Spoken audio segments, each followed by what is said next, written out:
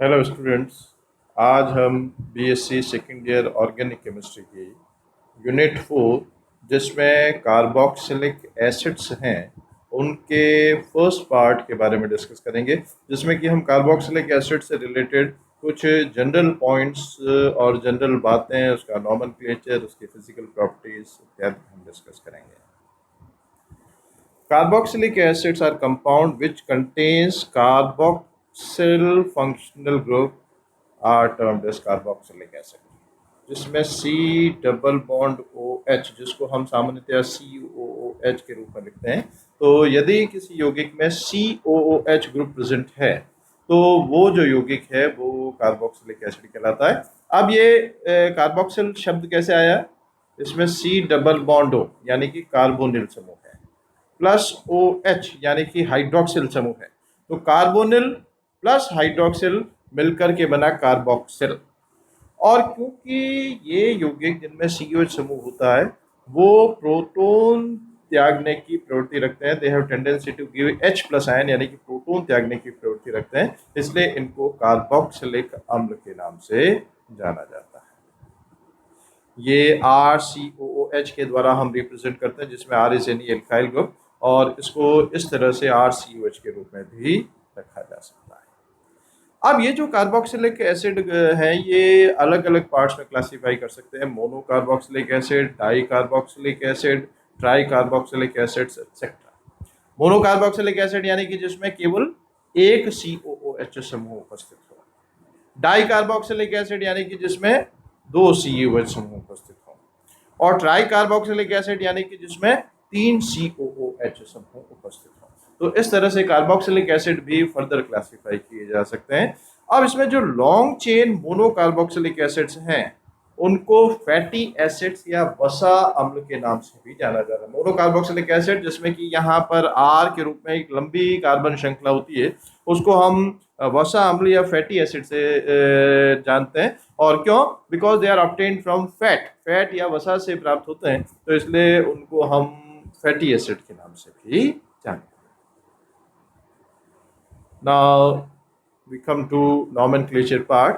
अब इसमें नेमिंग में कॉमन नेम्स में जो पुराने कार्बोक्सिलिक एसिड्स हैं उनको अकॉर्डिंग टू सोर्स, जैसे फॉर्मिक एसिड HCOOH जो है वो फॉर्मिक एसिड के नाम से जाना जाता है, क्योंकि ये फॉर्मिका यानी कि लाल चींटियों से प्राप्त होता है। फॉर्मिका जिसको लाल चींटी के नाम से जानते हैं हम, तो फॉर्मिका से प्राप्त होता है, इसलिए फॉर्मिका। CH3COOH जो कि काफ़ी कॉमन एसिड है, एसिटिक एसिड। जितने भी चाइनीज़ आइटम हम खाने के काम में लेते हैं उसमें सिरका या विनेगर मिलाया जाता है, तो क्योंकि ये एसिटम यानी कि विनेगर यानी कि सिरके से प्राप्त होता है, इसकी गंध उससे मिलती जुलती है, तो ये एसिटिक अम्ल के नाम से जाना जाता है। अब यदि कार्बोक्सिलिक एसिड में कोई सब्स्टिट्यूएंट अटैच्ड हो तो उन सब्स्टिट्यूएंट की पोजीशन को जब कॉमन नेम में हम रिप्रेजेंट करते हैं तो उसमें alpha, beta, gamma, delta, omega इत्यादि ये शब्द काम में लेते हैं। पर इसमें जब हम इस तरह से नंबरिंग करते हैं तो जो कार्बोक्सिलिक एसिड का कार्बन है उस कार्बोक्सिलिक एसिड के कार्बन को हम चेन में काउंट नहीं करते हैं। IUPAC नेमिंग हम करेंगे तो उसमें जो कार्बोक्सिलिक एसिड का कार्बन है उसको चेन में काउंट किया जाता है, पर जब कॉमन नेम्स में जब हम अल्फा, बीटा, गामा के फॉर्म में नंबरिंग करते हैं तो उस केस में जो है वो इसको काउंट नहीं किया जैसे ये है, इसमें कार्बोक्सिलिक एसिड समूह है और ये क्लोरीन सब्स्टिट्यूएंट है। तो अब इसमें हम जब नंबरिंग करेंगे तो ये बाद वाला कार्बन, ये अल्फा, ये बीटा, ये गामा, तो अल्फा पोजीशन पर क्लोरो सब्स्टिट्यूएंट है और 4 कार्बन युक्त अम्ल है, 1 2 3 4, तो ब्यूटायरिक अम्ल है और ब्यूटायरिक अम्ल में भी अल्फा पोजीशन पर क्लोरीन है, तो अल्फा क्लोरो ब्यूटायरिक एसिड। अब यदि इसमें हम देखें तो ये कार्बोक्सिलिक एसिड के बाद वाला कार्बन अल्फा, फिर ये बीटा, और बीटा पर कौन सा ग्रुप है? फिनाइल या फेनिल समूह है, तो बीटा फेनिल कैप्टोइक अम्ल, बीटा फिनाइल कैप्टोइक एसिड के नाम से ये जाना जाता है, क्योंकि इसमें चेन में 1 2 3 4 5 और 6 कार्बन वाला एसिड है, तो कैप्रोइक अम्ल है और कैप्रोइक अम्ल में भी beta caproic beta phenyl caproic अम्ल के नाम से ये जाना जाता है।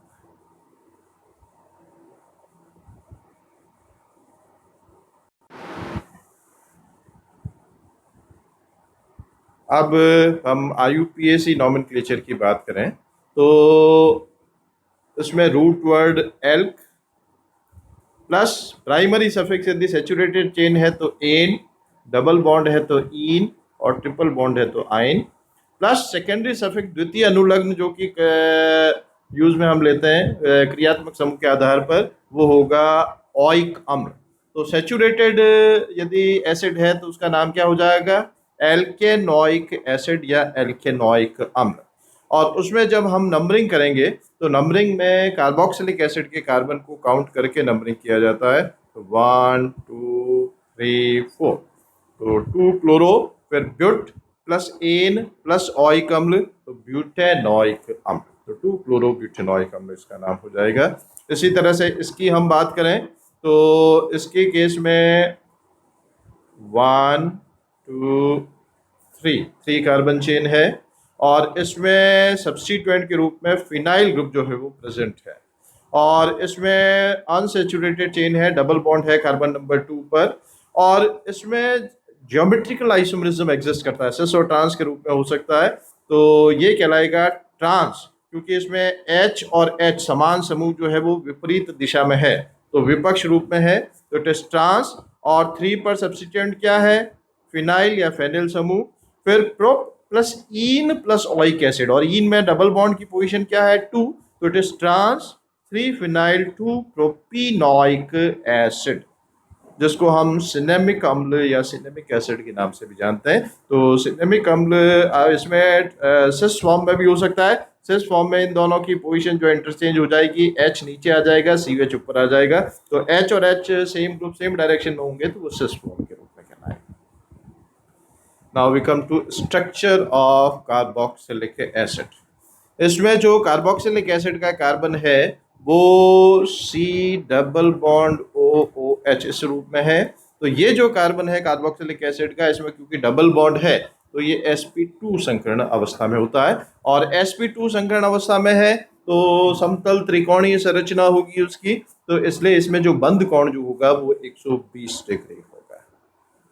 तो इसको हम इस तरह से 3 रूप में लिख सकते हैं। ये मेजर रूप में है और ये जो है माइनर रूप में है। तो कार्बोक्सिलिक एसिड में फॉर्मिक अम्ल को हम इस तरह से लिख सकते हैं। तो उसमें जो कार्बोक्सिलिक एसिड का कार्बन है वो sp2 संकरण अवस्था में होता है। Now we come to important part, acidity of carboxylic acid. किसी भी यौगिक के अम्लीय और क्षारीय गुण को समझाने के लिए 3 सिद्धांत हैं, लुईस कंसेप्ट, लोरी ब्रॉन्स्टेड कंसेप्ट, आर्हेनियस कंसेप्ट, तीनों हैं। तो इसमें हम आर्हेनियस कंसेप्ट के अनुसार वे सभी यौगिक जो जलीय विलयन में H प्लस आयन देते हैं वो अम्ल कहलाते हैं। तो कार्बोक्सिलिक एसिड जो है वो अम्ल त्याग सकता अम्ल है क्योंकि प्रोटॉन त्याग सकता है। इसको जल के साथ क्रिया कराएं तो कार्बोक्सिलेट आयन देता है, और जल प्रोटॉन को ग्रहण करके हाइड्रोनियम आयन के रूप में परिवर्तित हो जाता है, और इस तरह की इक्वेशन जो है वो बचती है। जल में ये आयनित होकर के इस प्रकार से कार्बोक्सिलेट आयन और हाइड्रोनियम आयन देता है।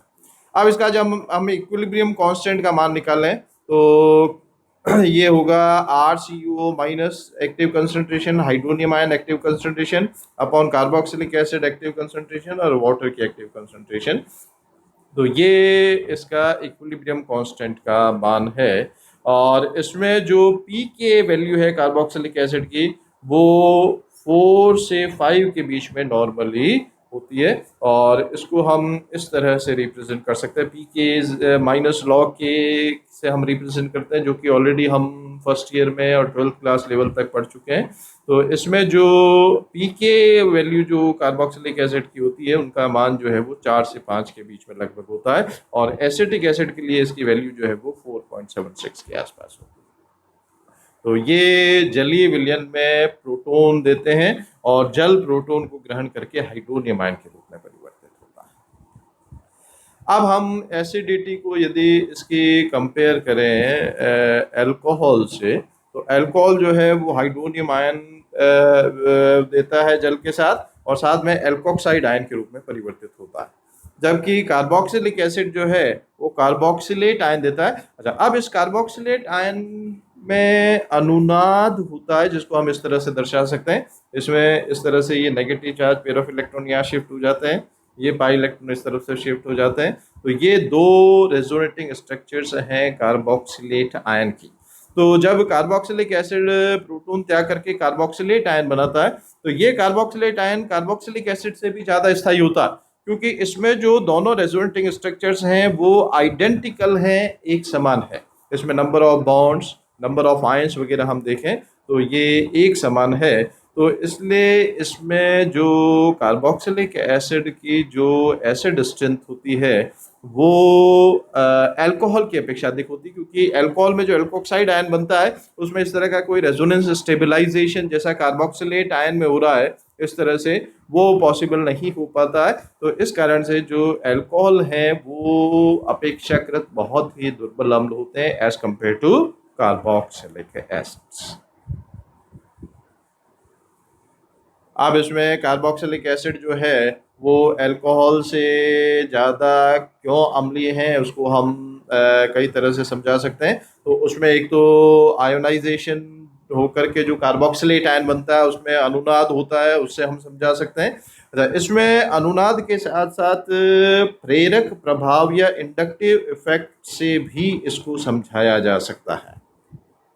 अब इंडक्टिव इफेक्ट में क्या है, इसमें प्रेरक प्रभाव जो कि ऑलरेडी हम 12th क्लास तक पढ़ते हैं, उसमें इंडक्टिव इफेक्ट के कारण भी इलेक्ट्रॉन का शिफ्टिंग होता है, और उससे भी हम कार्बोक्सिलिक अम्ल के अम्लीय गुण को समझा सकते हैं। जैसे उदाहरण के तौर पर इसमें ऑक्सीजन की विद्युत ऋणात्मकता अधिक है तो ये इलेक्ट्रॉन क्षुद्र हो जाता है, इलेक्ट्रॉन डेफिशिएंट हो जाता है, और ये इलेक्ट्रॉन की कमी को पूरा करने के लिए क्या करेगा, कार्बन ऑक्सीजन के साजित इलेक्ट्रॉन को अपनी ओर आकर्षित करेगा।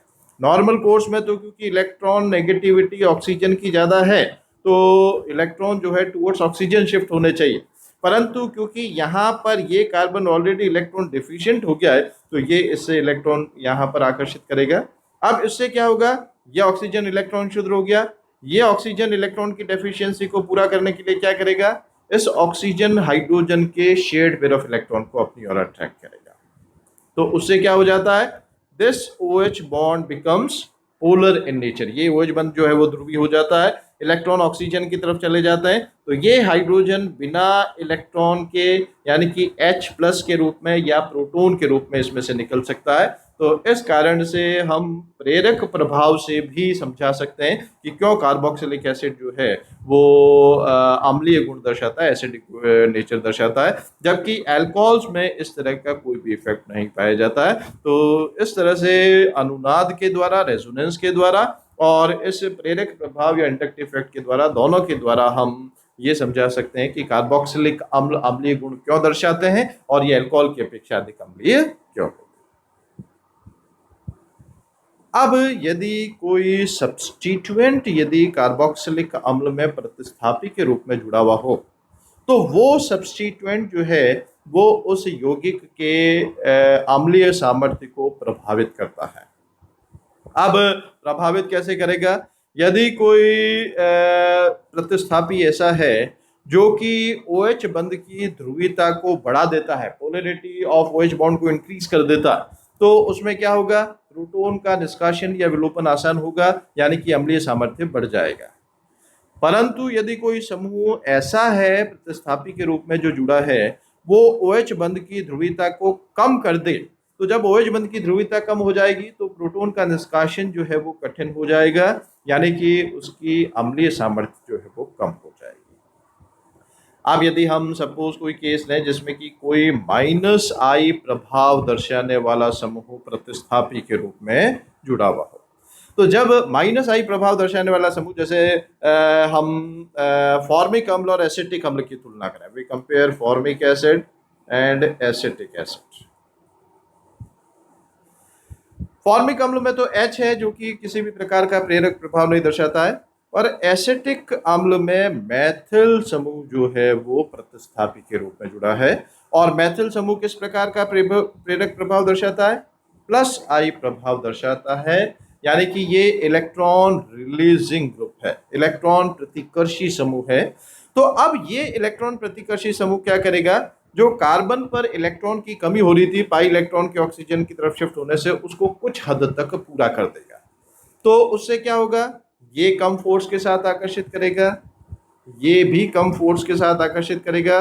Means this OH bond becomes less polar in nature, यानी कि इस मैथिल समूह ने अपने प्लस आई प्रभाव के कारण क्या कर दिया, OH बंध की ध्रुवीयता को कम कर दिया। OH बंध की ध्रुवीयता कम होने से हाइड्रोजन का प्रोटॉन के रूप में निष्कासन कठिन हो गया, यानी कि ये कम अम्लीय है। तो फॉर्मिक अम्ल और एसिटिक अम्ल में तुलना करें तो उसमें फॉर्मिक अम्ल अधिक अम्लीय होता है, एसिटिक अम्ल कम अम्लीय होता है, क्योंकि एसिटिक अम्ल में मैथिल समूह ने अपने प्लस आई प्रभाव के कारण OH बंध की ध्रुवीयता को कम कर दिया। अब हम बात करें मोनोक्लोरो एसिटिक अम्ल की। तो मोनोक्लोरो एसिटिक अम्ल में यहाँ पर एक क्लोरीन जुड़ा हुआ है, और क्लोरीन जो है वो किस प्रकार का प्रेरक प्रभाव दर्शाता है, -I प्रभाव दर्शाता है। -I यानी कि ये क्या है, इलेक्ट्रॉन आकर्षी समूह है, इलेक्ट्रॉन अट्रैक्टिंग ग्रुप है। प्रेरक प्रभाव श्रृंखला में आगे तक भी जारी रहता है। तो ये कार्बन ऑलरेडी इलेक्ट्रॉन डेफिशिएंट है, इस क्लोरीन ने इस कार्बन की इलेक्ट्रॉन डेफिशिएंसी को और भी बढ़ा दिया, तो ये ज्यादा फोर्स के साथ आकर्षित करेगा, ये भी ज्यादा फोर्स के साथ आकर्षित करेगा, यानी कि ये OH बॉन्ड क्या होगा, this has become more polar in nature, इसकी ध्रुवीयता जो है बढ़ गई है। तो जब इसकी ध्रुवीयता बढ़ गई है तो हाइड्रोजन का जो प्रोटॉन के रूप में निष्कासन होगा वो क्या हो जाएगा, आसान हो जाएगा। और प्रोटॉन के रूप में निष्कासन आसान हो गया, इसका मतलब इसका अम्लीय सामर्थ्य जो है वो क्या हो गया, बढ़ गया। तो एसिटिक अम्ल से ज्यादा फॉर्मिक अम्ल प्रबल होगा, और फॉर्मिक अम्ल से मोनोक्लोरो एसिटिक अम्ल और भी ज्यादा प्रबल होगा। अब हम बात करें डाइक्लोरो एसिटिक अम्ल, यानी कि एसिटिक अम्ल में 2 हाइड्रोजन की जगह 2 क्लोरीन आ गए हैं। अब यहाँ पर दोनों क्लोरीन -I प्रभाव दर्शा रहे हैं, तो इसका मतलब यहाँ पर इसका प्रभाव और भी ज्यादा होगा, यानी कि ये OH बंध की ध्रुवीयता और भी ज्यादा होगी, और जब OH बंध की ध्रुवीयता और भी ज्यादा होगी तो इसका जो प्रोटॉन का निष्कासन होगा आसान होगा, यानी कि अम्लीय सामर्थ्य और भी ज्यादा। अब हम बात करें ट्राइक्लोरो एसिटिक अम्ल की। इसमें 3 क्लोरीन हैं, तीनों ही -I प्रभाव दर्शा रहे हैं। तीनों का -I प्रभाव मिलकर के ये इस ओवरऑल क्या करेगा, OH बंध की ध्रुवीयता को और भी ज्यादा बढ़ा देगा, यानी कि इसमें से हाइड्रोजन का प्रोटॉन के रूप में निष्कासन और भी आसान हो जाएगा। तो इसलिए ये ट्राइक्लोरो एसिटिक अम्ल और भी ज्यादा प्रबल अम्ल होगा, यानी कि ये सबसे ज्यादा प्रबल अम्ल है, तो इसके pK मान जो है वो सबसे कम है, और अपेक्षाकृत ये सबसे दुर्बल है एसिटिक अम्ल इनमें, तो इसलिए इसके pKa का मान जो है अपेक्षाकृत सबसे ज्यादा होगा। pK मान जितना ज्यादा है वो उतना ही कम अम्लीय है, और pK मान जितना कम है वो उतना ही अधिक प्रबल अम्लीय होता है। तो इस तरह से ट्राइक्लोरो एसिटिक एसिड सबसे ज्यादा अम्लीय और एसिटिक अम्ल सबसे कम अम्लीय होता है। तो इस तरह से हम जनरलाइज ये कर सकते हैं कि यदि कोई +I प्रभाव दर्शाने वाला समूह प्रतिस्थापी के रूप में जुड़ा हो तो वो अम्लीय सामर्थ्य को कम कर देता है, डिक्रीज कर देता है, जबकि -I प्रभाव दर्शाने वाला कोई भी समूह प्रतिस्थापी के रूप में जुड़ा हो तो वो अम्लीय सामर्थ्य को बढ़ा देता है, इंक्रीज कर देता है। तो ये जनरलाइज है, इसको और भी हम आगे जब चैप्टर करेंगे कार्बोक्सिलिक एसिड का तो और भी डिटेल में डिस्कस करेंगे। और ये जो एरोमेटिक एसिड्स हैं इसमें रेजोनेंस इफेक्ट और भी आ जाएगा, मेसोमेरिक इफेक्ट और इंडक्टिव इफेक्ट दोनों मिलकर के जो है अम्लीय सामर्थ्य को डिसाइड करते हैं, वो बाद में हम और डिटेल में डिस्कस करेंगे। अब एक और इम्पॉर्टेंट पॉइंट जो एसिड से रिलेटेड है वो ये है कि कार्बोक्सिलिक एसिड जो है वो हाइड्रोजन बंध के कारण एक चक्रीय द्विलक या साइक्लिक डायमर बना लेते हैं। They form this type of cyclic dimer. कैसे? कार्बन ऑक्सीजन बॉन्ड पोलर है, ये -डेल्टा, ये +डेल्टा। ये ऑक्सीजन हाइड्रोजन बॉन्ड पोलर है, ये -डेल्टा +डेल्टा। तो ये माइनस, ये प्लस, ये प्लस, ये माइनस, दो अलग अलग कार्बोक्सिलिक एसिड है। तो यहाँ पर ये हाइड्रोजन बंध बनता है, यहाँ पर यह हाइड्रोजन बंध बनता है और हाइड्रोजन बंध के कारण इस प्रकार का एक चक्रीय द्विलक बन जाता है। तो चक्रीय द्विलक बन जाने के कारण अब इसमें क्योंकि इस तरह का डायमर बन रहा है तो इसलिए दो चीजें हैं। एक तो इसका जो बॉइलिंग टेम्परेचर है वो समान अणुभार वाले अल्कोहल की अपेक्षा ज्यादा होगा, और दूसरी बात इसमें यह है कि यदि हम किसी कार्बोक्सिलिक अम्ल का मॉलिक्यूलर वेट या अणुभार किसी प्रायोगिक विधि से निकालें तो वो वास्तविक अणुभार का दुगना आएगा। It will be almost double than the actual molecular weight. क्यों? क्योंकि वहां पर वो इस तरह के डायमर के रूप में एग्जिस्ट है। तो ये कुछ जनरल पॉइंट्स हैं कार्बोक्सिलिक एसिड्स के रिलेटेड। अब इनकी प्रॉपर्टीज हम प्रिपरेशन मेथड्स और प्रॉपर्टीज वो आगे पार्ट में डिस्कस करेंगे। Thank you.